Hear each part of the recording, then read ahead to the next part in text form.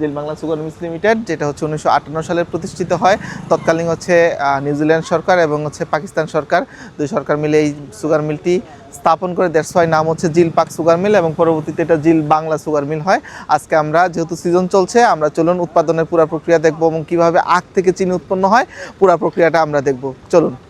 এই যে দেখতেছেন আখ ফেলতেছে এখানে, তো আখটা হচ্ছে এই চেইনের মাধ্যমে টেনে নেওয়া হয় এবং এখানে নির্দিষ্ট পরিমাণ আখ ভিতরে ঢুকতে দেওয়া হয় এবং হচ্ছে এই মেশিনে সে আখটাকে গুঁড়া করা হয়, আপনি দেখতে পাচ্ছেন। এবং সেখান থেকে হচ্ছে একদম আখ এবং রস হচ্ছে ভিতরে টেনে নিয়ে যাওয়া হয়। আপনার এই পাশে দেখেন, এই যে এত বড় বড় মেশিন আমি জীবনেও দেখি নাই। এই মেশিনগুলোর কাজটা দেখেন। এই পাশে যখন বাইরে থেকে ওই রস সহ ময়লাটা আসে, সেই মেশিনের মাধ্যমে হচ্ছে এগুলাকে দেখেন রসটাকে আলাদা করা হয়। এভাবে একাধিকবার এই প্রক্রিয়াটা করা হয়।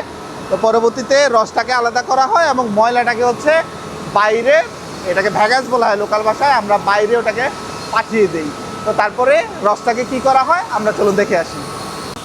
দর্শক উপর থেকে দেখেন মানে কতটা সুন্দর একটা সিন, এবং বিজ্ঞান যে কতটা এগিয়ে দেখেই বোঝা যায় না যে এটা গত 50 বছর আগে প্রযুক্তি ছিল।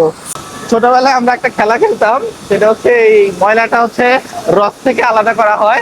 তো এটা পরবর্তীতে এটাকে অন্যান্য কাজে ব্যবহার করা হয়। টর্চ লাইট, তো এই জিনিসটা আবার নিচে সংগ্রহ করা হয় এবং এটা জ্বালানি হিসাবে ব্যবহার করা হয়। এই যে রসগুলাকে আলাদা করা হয়, এই রসগুলাকে হচ্ছে এই ট্যাঙ্কের মধ্যে এনে জাল করা হয় এবং এটা কয়েকটা ধাপে সম্পন্ন হয়। একটা থেকে পরিশ্রুত করে গরম করে আবার আরেকটাতে শিফট করা হয়। এভাবে আস্তে আস্তে এটাকে বিশুদ্ধ করা হয় এবং ময়লাযুক্ত যে রসটা, এটা 100% বিশুদ্ধ করা হয় এই জায়গা থেকে। তো আমরা দেখি এরপর রসগুলা দিয়ে কি করা হয়, আমরা সামনে দেখি চলুন।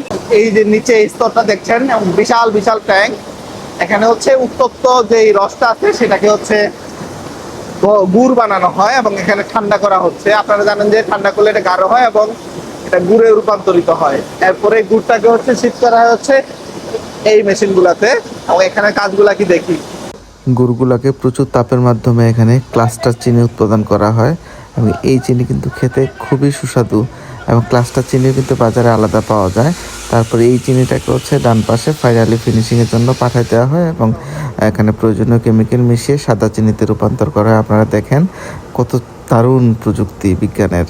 ফাইনালি হচ্ছে এই রাউন্ডে এসে এখানে চিনিতে হচ্ছে লাল চিনিতে গন্ধক মিশানো হয়, তারপরে পাশাপাশি চুনাপাতা মিশানো হয় এবং ফাইনালি হচ্ছে এখানে হচ্ছে ডেলিভারি আসে চিনিটা, এবং এখান থেকে হচ্ছে চিনিটা ওই গোডাউনে নিয়ে যাওয়া হয়। সুগার মিলের যেই বিদ্যুৎ প্রয়োজন হয় সেটা হচ্ছে মূলত এই তাপ শক্তির মাধ্যমে উৎপাদন করা হয়। এবং এই ব্রয়লার গুলো দেখতেছেন, এগুলো হচ্ছে পুরা সিজন যত মাস চলে এই ব্রয়লার গুলাকে আগুন জ্বালানো হয় এবং এখান থেকে তাপটাকে সংরক্ষণ করা হয় এবং সেটা থেকে বিদ্যুৎ উৎপাদন করা হয়। দর্শক মোটামুটি ছোটখাটো একটা জাহান্নাম বলা যেতে পারে, এবং একটা না 6-6টা হচ্ছে এখানে ব্রয়লার আছে। আমাদের দেশ এখনো চিনি উৎপাদনে স্বয়ংসম্পূর্ণ নয়। এই জিল বাংলা সুগার মিলস লিমিটেড যে সাদা এবং মিহি চিনি উৎপন্ন করে, এটা দেশের বাজারে সাপ্লাই করা হয়। তবে বর্তমানে এর উৎপাদন ব্যয় অনেক বেশি বাজারের দামের তুলনায়। আমাদের সরকারের উচিত মেশিনগুলোকে আধুনিকায়ন করা, তাহলে আমরা স্বয়ংসম্পূর্ণ হব। আসসালামু আলাইকুম।